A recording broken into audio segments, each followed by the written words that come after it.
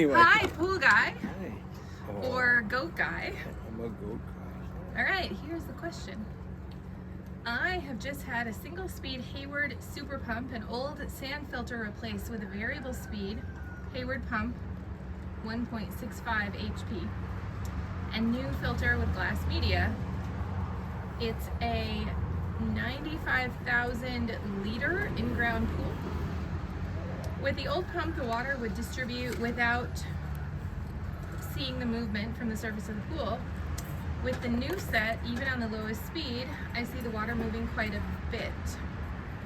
I'm wondering if the water movement I see now is normal, and if it's not normal, what's the problem?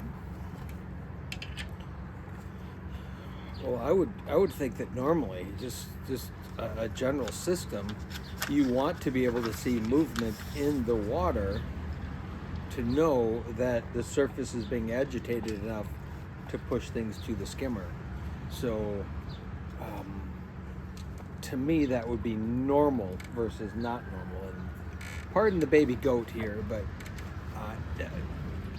while a pool guy, I'm also a part of a petting farm. So we're getting goats today, and that's what it is. Anyway, I would say that would be very normal.